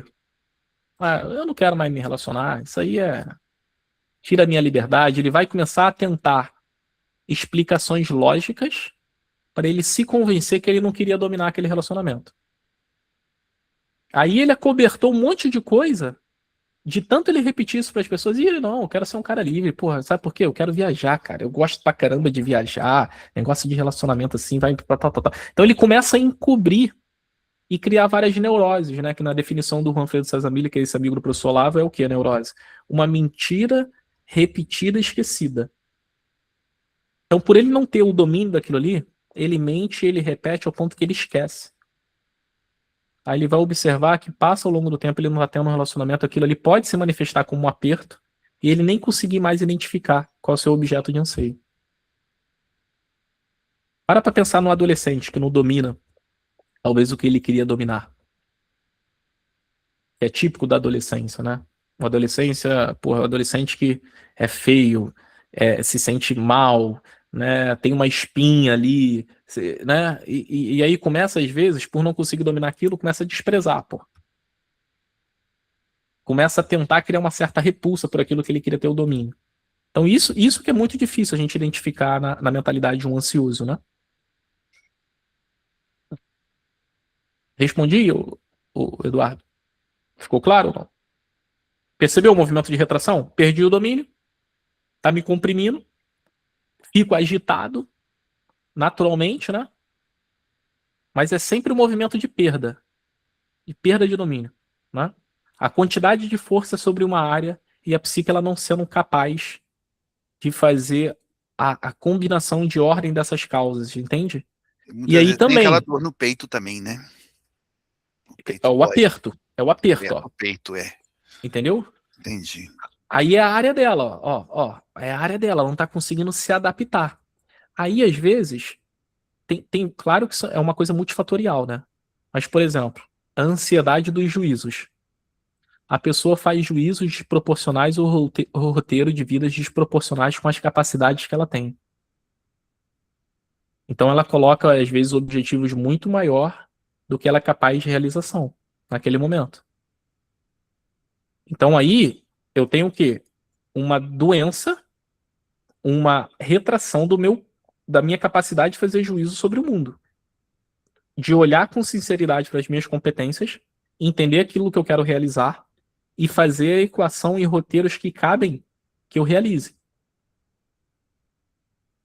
Então, aí nesse sentido, quanto mais inteligente eu for, melhor. Quanto mais educado e eu conseguir olhar para todas as variáveis para conseguir aquilo ali, para eu realizar, melhor, né? Então, por isso que a educação nesse sentido vai o quê? Aumentar o nosso coeficiente de liberdade. Frase do Bolsonaro, né? Conhecerei a verdade libertará. Né? Então ela está aumentando o nosso coeficiente de liberdade. Percebe? Alguém leu aqui o artigo e quer trazer algum aspecto do artigo? Ou alguém já tinha lido ou escutou a aula do Olavo aí? É um bom momento da gente trocar ideia, já são 9h30, já estendi pra caramba.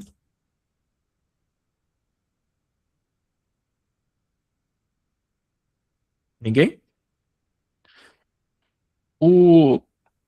Um aspecto que eu acho que vai colaborar quando vocês lerem o artigo, deixa eu mandar ele aqui no grupo, é que e aí eu entro na pergunta do Merário pra gente finalizar com a dimensão da fé, né? Deixa eu antes compartilhar aqui, agora fazer um diálogo desse artigo com alguns autores, que eu selecionei 2 aqui, para vocês verem. 2 autores que o professor Olavo conhece, né? Então, eu peguei aqui bem no notebook LN, né? Onde eu tenho uma fonte da bibliografia do Lippold-Zonde, que tá tudo em alemão aqui, são vários livros. E eu peguei um trecho do texto do livro do Zonde sobre a essência do psiquismo, né? Eu perguntei aqui, o que o Zonde fala sobre isso? Olha como é que ele está trazendo, galera. O impulso para a liberdade. Zonde afirma categoricamente que ele define como algo psíquico é o movimento da necessidade em direção à liberdade. A essência do psiquismo é o impulso das funções vitais para a liberdade. E aqui, quando o Zonde está falando de liberdade, ele também está falando de espírito, igual a Edith Stein, tá bom? Ele não teve tanta influência da Edith Stein, então ele tem uma elaboração própria nesse sentido. E aqui o Luiz Sencílio, ele está utilizando a psique, falando da psique como uma força coordenadora da alma. Então, assim como o Olavo está falando, né, sobre a alma coordena as forças materiais em uma unidade orgânica superior, que é o hombre, corpóreo, total, existente e uno. Então, ele está trazendo um aspecto de unidade e o tempo todo essa qualidade que a psique é essa força agente, a força que está coordenando. Olavo, a ordem, né, o homem combina a ordem de causa física, lógica do acaso. Então, percebe a convergência do aspecto essencial da psique desses autores? Então, o Zonde, ele tem como o 7º princípio da própria psicoterapia dele, esse processo que ele chamou de de humanização, e eu posso até ler aqui, para vocês perceberem que ele vai além do Freud, né? O Freud estava muito satisfeito como médico, e aqui não diminuindo o Freud, mas ele estava muito satisfeito de como médico ele livrar a pessoa do sintoma, poxa. Para ele curar aquela histeria ali, caraca, tá de bom tamanho. Só que o Zonde estava olhando a psicoterapia não apenas como um livrar sintoma. Por quê? Porque esse sintoma pode voltar. Ele estava olhando para a dimensão da liberdade. Então, olha o sétimo princípio da psicoterapia para Zonde. Gostaria de ler aqui, e a gente já vai encerrando aqui, porque esse aspecto converge, né, com o que o professor Olavo traz. Olha só. O sétimo princípio clarifica o objetivo da terapia. O objetivo é libertar e humanizar o paciente. O fim não é um estado estático, mas um processo contínuo. A humanização não é medida pela ausência de sintomas, pois até os neuróticos são capazes de realização. A humanização compreende a capacidade de fazer escolhas livres, não importando como tenha sido a primeira infância e quais sejam os sintomas. Então a gente está olhando o tempo todo para essa dimensão da liberdade, né? Então, assim, toda psicoterapia, de algum modo, deve facilitar e deve ajudar o indivíduo a aumentar o coeficiente de liberdade dele. Então, é claro, se tu tá tirando a doença do indivíduo, vocês concordam que isso eu tô diminuindo a determinação biológica dele? Eu tô facilitando com que ele opere de uma maneira mais livre, né? Uma pessoa que convive com dor, por exemplo, ela tem uma determinação física e biológica ali muito grande. Isso aumenta ou diminui a liberdade dela? Uma pessoa com fome, aumenta ou diminui a liberdade dela? Percebe? Então vamos pegar uma característica da fome, por exemplo, de uma pessoa que tem ali sua virtude da fortaleza em dia, né? Pensa uma pessoa que quando fica com fome, ela fica ali mal-humorada. Olha o elemento da liberdade dela sendo retraído, e ela é condicionada pela fome. Então, porra, eu preciso da virtude da fortaleza para eu não ser um reflexo condicionário. Então, ó, através da virtude, eu tô aumentando meu coeficiente de liberdade, porra. Pra eu não ficar uma pessoa chata, reclamona. Né? Tem casais que brigam por às vezes estar com fome, né? É comum isso aí na terapia de casal. Pô, o casal vai conversar sobre uma coisa séria, os dois com fome, não sei se é uma boa ideia. Né? Então percebe que a gente tem vários condicionamentos físicos e isso de algum modo está fazendo com que a nossa psique se retraia. Então toda psicoterapia tem que estar olhando para esse lugar, né? Como é que eu posso, através da minha prática clínica, trazer os elementos científicos, a arte, né, da psicoterapia, de aumentar o coeficiente de liberdade do meu paciente. Oi, Sara. E o grande desafio, Vitor, eu vejo assim, na psicoterapia hoje, é justamente que eu noto que as pessoas já estão chegando, eu ainda não atendo, faço faculdade de psicologia, preparando para isso. Elas já chegam com a ideia de que elas não têm essa liberdade, elas não têm consciência. É como se, assim, elas chegam falando, eu sou assim porque a minha infância foi assim, assim, assado. Elas não têm consciência que a psique é essa força causal, essa força que age, né? Não é o condicionamento ali de Skinner, né, do Isso, isso. Uhum. Então, elas não têm consciência dessa liberdade. Isso, eu acredito que se torna, se não for introduzido da maneira certa, assustador. Porque elas estão sempre ali buscando se sustentar nisso. E eu sou assim porque meu pai, eu aprendi assim. Eu fiz isso porque, enquanto ela fez isso, não, é mais difícil falar, eu fiz isso porque eu quero. Uhum. Eu tenho liberdade, eu fiz porque eu quero. Não tem explicação. Que a psique é uma força em si mesma. Então, isso é um grande desafio que eu vejo hoje em clínica, assim. Eu não sei se você, atendendo, você nota isso também. Não, claro, o tempo todo, né? Não só na clínica, mas no dia a dia. Então veja, olha só. Vamos olhar esse movimento. Excelente você trazer esse exemplo. Olha só. O que a psique dessa pessoa está fazendo? Ela está combinando uma ordem de causa lógica, atribuindo um fator causal que vai deixar, que faz com que ela abra mão da liberdade dela. Entendeu? Então é o tipo do pensamento que coloca ela como reflexo condicionado. Ou seja, é uma apropriação lógica. Então por isso que é um grande problema às vezes o conhecimento. Se o conhecimento ele não for bem direcionado. Não só como isso. Por exemplo, tem gente que faz isso com temperamento, pô. Tem gente que faz isso com toda essa caracterologia, pô. E às vezes quando não pra si, quando pra acusar alguém, pô. Porra, o psicólogo hoje, que às vezes tem as camadas da personalidade do professor, ele só consegue olhar pro ser humano a partir da quarta camada da personalidade. Porra, o cara tá pegando o mundo lógico, tá reduzindo o ser humano aquilo ali, pô. A gente vê isso acontecendo. Então, assim, não tem nenhuma dimensão antropológica para poder olhar o ser humano de uma maneira total. Ele só consegue olhar e fechar o ser humano numa ordem de causa lógica que é oferecido ali pela um dos aspectos da personalidade, que não é a psique do sujeito. Né? É uma qualidade que a gente consegue reconhecer. Né? O que é a personalidade? É como se fosse a armadura da psique. É aquilo que é possível você conhecer do outro. Né? Que obviamente está em indeterminado. Né? É um elemento indeterminado. Tá acontecendo. Então, porra, se eu só tenho esse instrumento para olhar para o outro, caraca, eu só tenho a camada da personalidade para olhar para o outro, é uma coisa muito pobre, né, de algum modo. Né?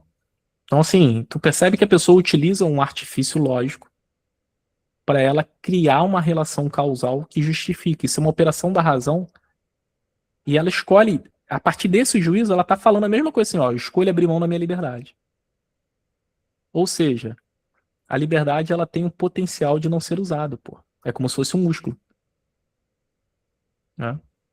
E aí, é claro, poxa, eu vendo esses movimentos, né, eu tenho que conduzir a terapia, e isso é uma das coisas que atribuem a Freud, que é uma das grandes injustiças com ele. O Freud ele nunca tratou a psicanálise como uma relação de causa e efeito da primeira infância. E as pessoas fazem isso com ele. Ele sempre trouxe o aspecto do fato originário. Qual fato originou? Ou seja, a gênese daquela patologia. Isso é muito diferente de uma relação de causa. Ele, inclusive, tem escritos que ele está falando o porquê não usar a palavra causa. Então, às vezes, quando as pessoas escutam algo do Freud, está achando que ele está fazendo uma relação de causa e efeito e a pessoa é determinada pela infância. Então, se é isso, não tem liberdade, né? Como, ao contrário, por exemplo, pais que educam o filho e fala assim, aí o filho tá indo muito mal na vida, né? Porra, onde foi que eu errei? Porra, o que que o pai tá falando? Ah, meu filho não tem liberdade não, pô. Ele tinha que ser um reflexo condicionado da minha criação, pô. Ele não pode optar pelo mal. Então, até para sentir culpa, as pessoas não sabem. Porque não tem o princípio da liberdade, porra, se é onde foi que eu errei. Hã? Então, olha como é que esse conhecimento dá posse pra gente, da gente, assim, a gente vai conseguir, através disso, trazer uma ferramenta para a prática clínica? Não, ele está trazendo uma ideia geral. Para que a gente conduza a nossa prática clínica, você utiliza a tua abordagem TCC, a sua psicanálise, mas olhando para a liberdade. Que é o que o Freud chamou de sublimação, pô. Entendeu? Só que o Freud, obviamente, não estava olhando para o aspecto transcendental do indivíduo, ele está olhando para o aspecto que vai socializar tendências do indivíduo. Canalizar a energia da pulsão sexual dela para algo que envolve cultura, ciência, arte. Isso é uma sublimação. Ou seja, atividade do espírito. Tá? Então, assim, entre Zonde e Freud, a direção é quase que a mesma, só que Freud está negando a dimensão espiritual com a liberdade dele, e o Zonde está integrando com a dimensão espiritual. Então, aí na pergunta do Merari, para a gente ir finalizando, já que passa muito rápido, ele perguntou aqui, galera, fé é uma expansão da psique? Então, olha só, olha essa experiência da fé, bem na palavra fidúcia, que é confiança. Quem tem fé em algo, né? Ou seja, você está confiando em algo que lhe transcende. Então, para isso, a condição psicológica necessária é que você tenha alguma cosmovisão e algum mito que representa essa relação. né? Não é possível não ter fé em algo. Quem tem fé em uma coisa, certo? Precisa ter um objeto de fé. Então, isso por si só já faz com que eu esteja em relação ao mundo, em relação a um objeto que me transcende, né? Então, beleza. Então, olha como é que a gente aumenta a nossa expansão. Olha como é que a gente está participando de uma realidade que nos transcende. Aí vamos pensar, por exemplo, se a gente é católico, que o cristianismo inaugura a dimensão de misericórdia, que antes todos os povos não tinham isso. Que o modo mais perfeito de ser é o autossacrifício e a misericórdia, porque antes era olho por olho e dente por dente. Então, olha o que é a fé, que é o fundamento da esperança, que quem tem fé espera que após a morte vai acontecer alguma coisa, ainda que ela não tenha certeza o quê, e ela está percebendo ali a vida dela diminuindo. Então tu imagina no encontro com a morte de uma pessoa que introjetou essa fé diariamente por exemplo, uma pessoa materialista. O que é a morte para o materialista? O que é a morte para uma pessoa que tem fé? Quem vai ter mais capacidade de expansão de lidar com a morte? Imagina como é que uma pessoa materialista vai ser assaltada diante da morte. Percebe que é um movimento de expansão, de algum modo? O materialista ele vai se sentir muito mais retraído, né? Então, quando teve esse estudo aí de Harvard, né, como a fé ajuda, né, na dimensão psíquica, da saúde psíquica. Por quê? Porque a gente está participando de uma ordem superior, de uma ordem maior que a gente. O nosso eu naturalmente diminui e ele entra em relação com algo que lhe transcende. Então há uma transferência de força. E se eu tenho fé, por exemplo, uma pessoa que faz oração constante, porra, a força é dela? Ou ela está pedindo alguma coisa o tempo todo? Então, quando o mundo está comprimindo ela, ó, força sobre área, essa força ela está dividindo com algo que lhe transcende ou ela está sozinha no mundo? Percebe que ela vai ter uma área muito maior? Ela não se sente sozinha, pô. E ela não se sente independente, pô. Ela tem fé em Deus, pô. Vamos supor. Então é claro que o mundo vai comprimir e a área dessa pessoa ela vai estar maior, pô. Ela vai conseguir lidar melhor com essa compressão. É claro, né, galera? Aqui a gente está falando de uma pessoa que se relaciona de uma maneira responsável ali com a sua religião, né? De uma maneira séria mesmo, né? Introjetando ali os ritos, né? Até o Zonde aqui, ele tem um textinho que ele fala sobre a função da fé na nossa dimensão psicológica, que em outro momento a gente pode seguir também para não ficar muito tarde. Eu queria mais ouvir um pouco vocês aí, a gente encerrar às 10. Queria saber assim, porque qual era a minha proposta aqui, galera?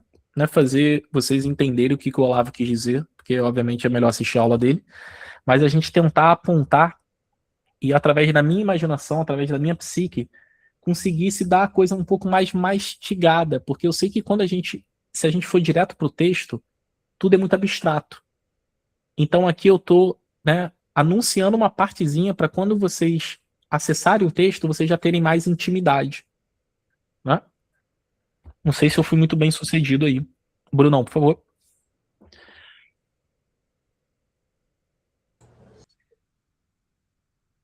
Então, eu queria comentar sobre esse aspecto da fé que foi suscitado agora no final, porque eu mais recentemente participei de uma aula sobre espiritualidade carmelita.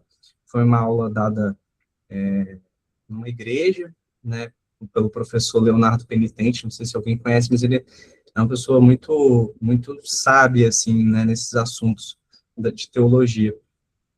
E aí eu saí com uma forte impressão, assim, a respeito de toda a temática da contemplação, né, que os carmelitas trazem, né, de contemplar a Deus a todo instante, de manter uma oração incessante, e me propus a tentativa, assim, né, de manter esse diálogo constante, assim, com Deus em todo momento. E, assim, posso dizer que passei alguns dias, talvez uns 4 dias, mais ou menos. Depois começou a se tornar um pouco difícil, né? Eu já vi até algum vídeo do professor Olavo falando que não que seja a mesma coisa, né? Mas falando que a gente tem muita dificuldade de manter a consciência da imortalidade por muito tempo, né? Que isso não é um negócio sustentável de ficar fazendo o tempo inteiro. E me remeteu um pouco a isso, porque depois de um tempo se tornou um pouco difícil, estou tentando retomar, porque foram, sinceramente, os 4 dias mais felizes da minha vida. Assim, poxa, já casei, eu já tive um filho, amo meu filho, mas foram os dias mais felizes da minha vida. Eu simplesmente estava em contato constante, sentia que cada ato de liberdade mesmo meu era tomado partindo desse ser transcendente, a partir de um certo esvaziamento também. A gente se põe naquela postura de que nós não somos nada e ele é tudo, de que nós não temos fundamento e ele é o ser, um pouco dessa postura. E é muito interessante. Eu até depois, assim, numa certa falta de referência bibliográfica a respeito do assunto, joguei ali, hoje, né, se tornou uma arma nossa, assim, joguei no chat GPT e falei assim, tipo, pô, me dá uma bibliografia, assim, sobre o assunto. O algoritmo já me conhece também, mais ou menos, os tipos de autores. Tem uma causa lógica, pô, né? A gente tá combinando uma ordem de causa lógica aqui, pô. Ele, sim, sabe os autores que eu tenho mais familiaridade, então ele busca também mais ou menos o tipo de abordagem, talvez, que eu gosto, né? Uhum. Mas aí, falando sobre, assim, por que isso dentro de uma metodologia mais científica, porque hoje eu faço uma pós-graduação em psicologia baseada em evidências, né? Uhum. Na INPBE, não sei nem se Sim. conhece, né? E tentando entender, assim, por quê, né? Porque pensar em Deus a todo instante, conversar com Deus a todo instante, contemplá-lo a todo instante, poderia ser tão benéfico, assim, né? Partindo desse... Rapidinho, minha esposa aqui me chamando. Tudo Rapidinho, amor, tô só respondendo aqui. Rapidinho.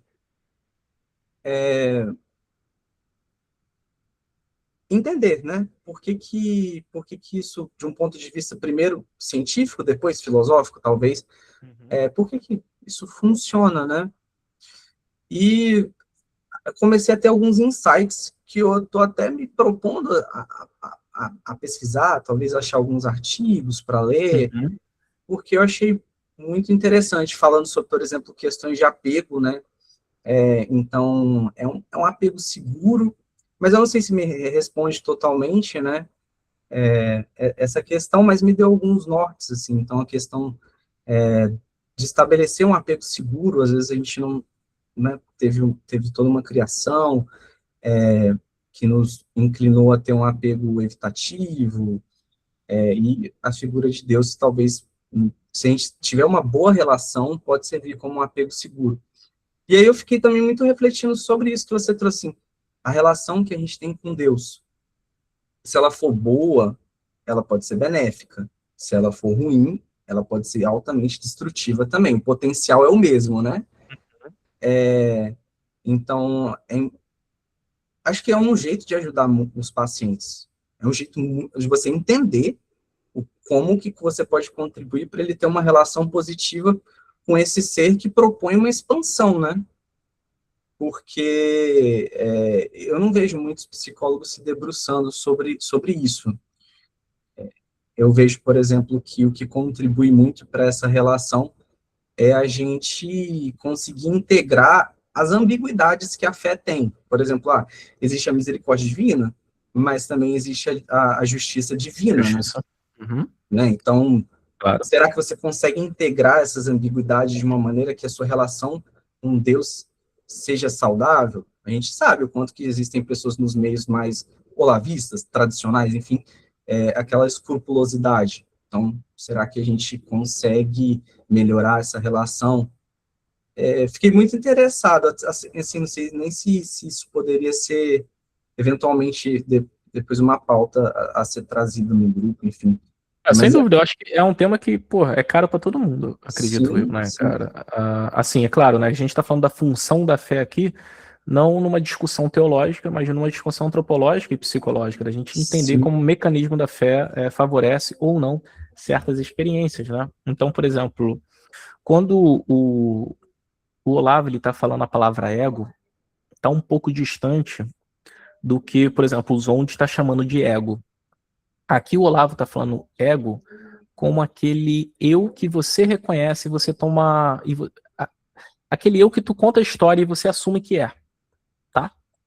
O Zonde, não querendo complicar a cabeça de vocês, mas ele traz 4 mecanismos do ego. Quando ele tá falando ego, ele tá falando desses 4 mecanismos.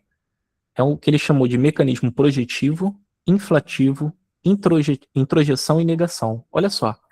Por exemplo, vamos pensar numa religião aqui, para a gente entender como é que a gente ativa a função psicológica da fé.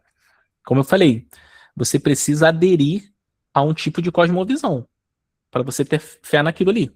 Os gregos tinham lá toda a sua cosmovisão, certo? Então isso faz parte do mecanismo projetivo que a própria cultura vai te transmitir, certo? Aí existe um mecanismo inflativo, que é o quê? Pensa numa bexiga, você vai inflar ela. In é para dentro, flá é soprar.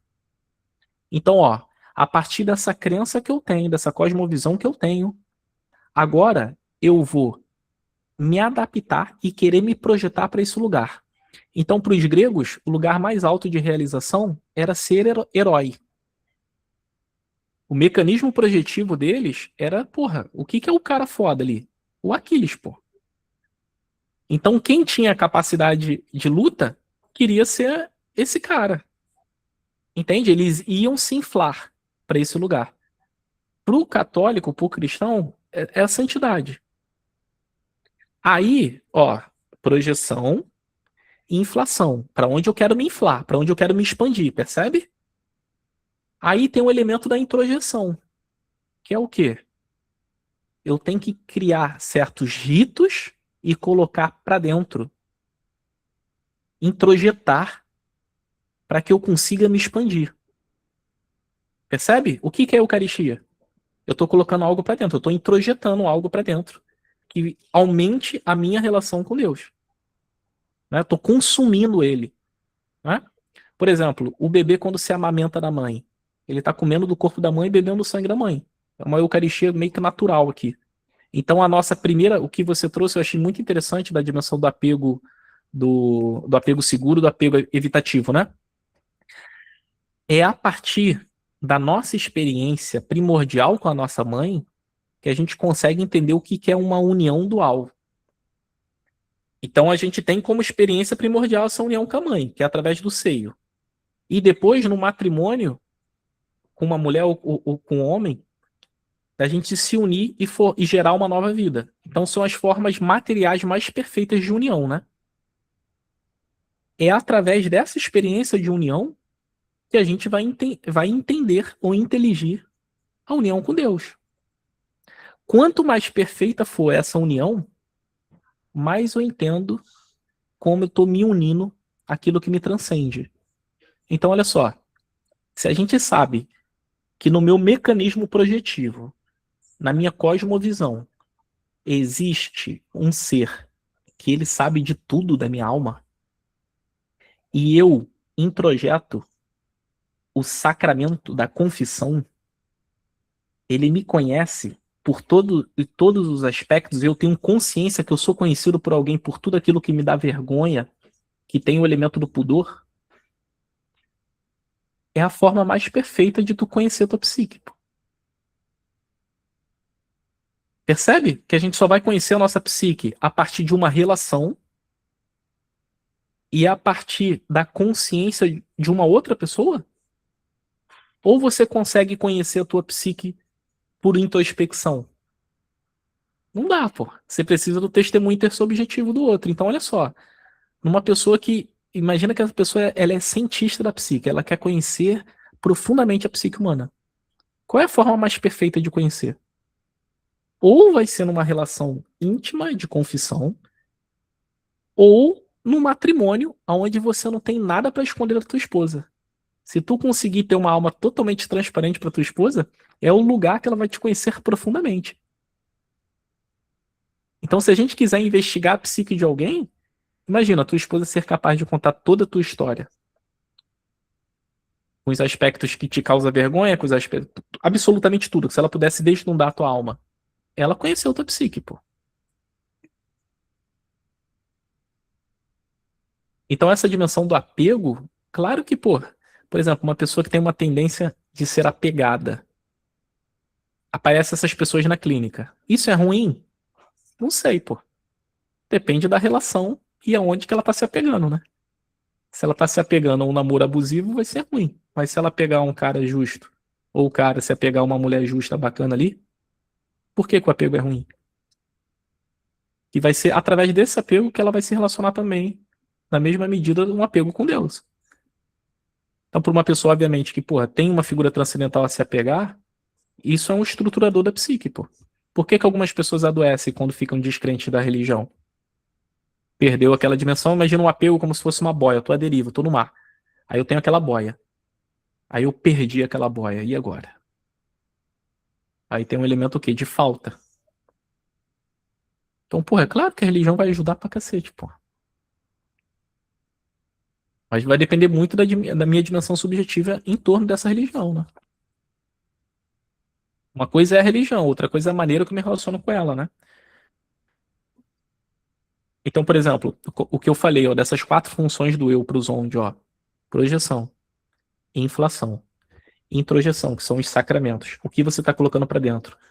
Aí você acredita que se para ir para o céu você tem que ser um bom marido, você tem que fazer isso. Então tu tá introjetando todo dia coisas na sua consciência e no teu comportamento de acordo para esse lugar que tu quer se inflar, certo? E o último que é a negação, que é o quê? A adaptação por meio da moralidade. Então você precisa se negar certas coisas para você se inflar para aquele lugar, para aquilo que tu acredita. O cara que quer ganhar dinheiro e ele só pensa em dinheiro, o cara mais materialista, ele precisa se negar de às vezes estar com os amigos ali bebendo, fazendo alguma coisa para ele chegar naquele lugar que ele acredita. Então tá todo mundo o tempo todo utilizando esses mecanismos. Projeção, inflação, introjeção e negação. Então quando o Olavo aqui tá falando eu, ele não tá falando eu no sentido do Zond, né? Então é um eu narrativo, é um eu biográfico, porque o Olavo ele tem uma construção própria, né, do eu.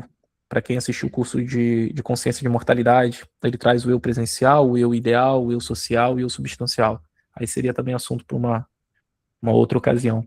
Mas eu acho interessante essa dimensão do Zond, porque o Zond está trazendo certos mecanismos e a gente observa na clínica, quando a gente tem essa linguagem do Zond, aonde que pode estar o problema na pessoa.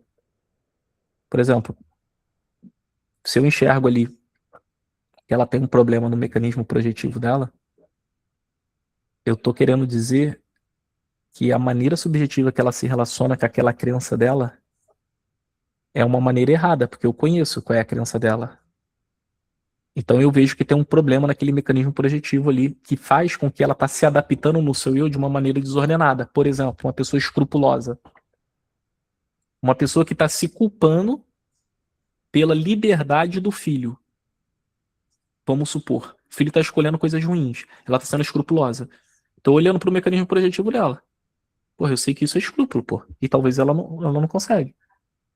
Ela está se relacionando de uma maneira com a culpa da religião dela de uma maneira totalmente desproporcional. Ela não está sendo capaz da virtude da justiça ali.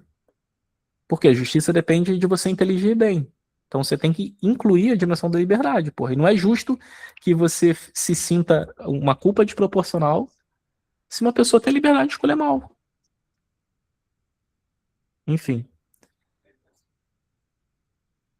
Por aí, né, galera? 2 horas. Acho que já estão de saco cheio. Não sei se ficou claro.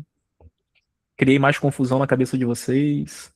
Se eu não criei mais confusão, tá bom. O grupo é aberto a todos. Se sim, poderia nos enviar o link para quem quer participar. Agora, Nino. Vou enviar aqui agora. Que meu assistente Paulo não deve estar mais aí. Tô aqui sim. Ah lá. Chegar em casa. Foi um teste. Foi um teste.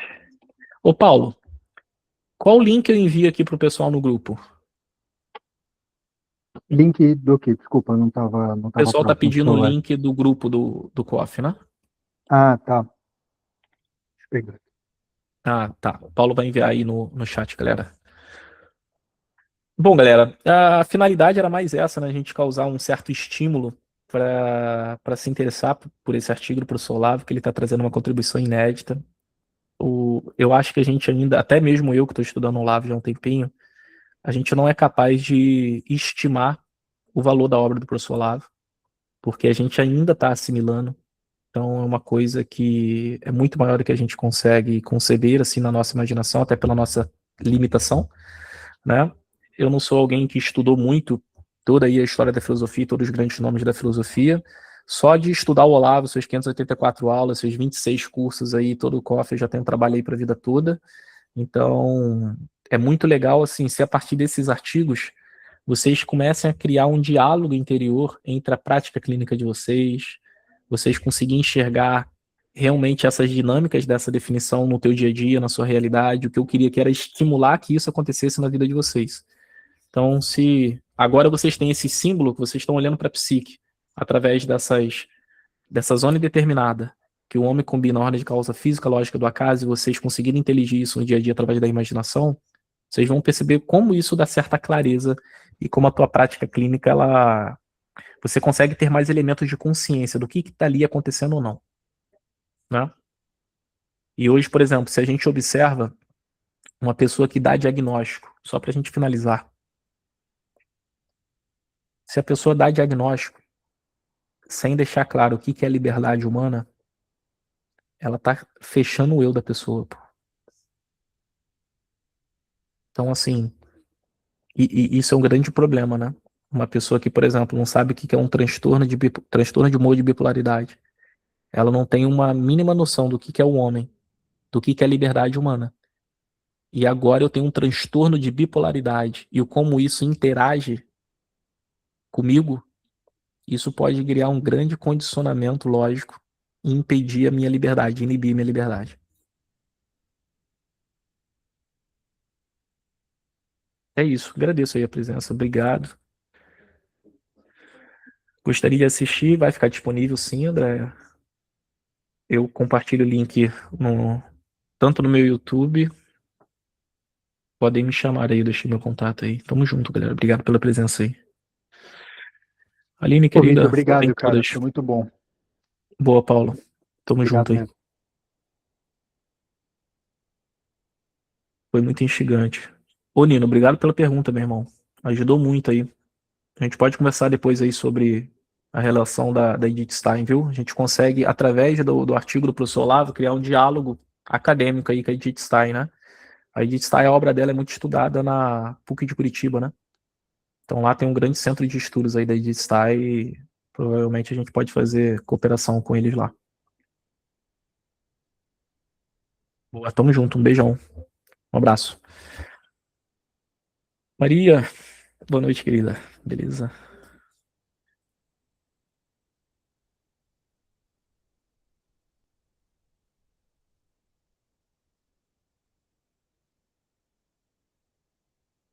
Paulo, tô liberado?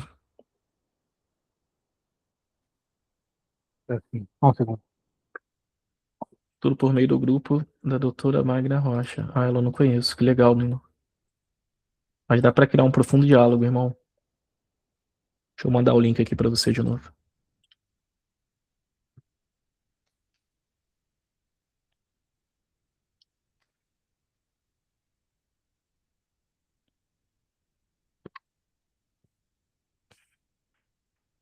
Tá liberado. Como eu tô no celular, eu vou aguardar o pessoal sair para poder finalizar aqui. Não consigo parar a gravação do celular, né? Só do computador.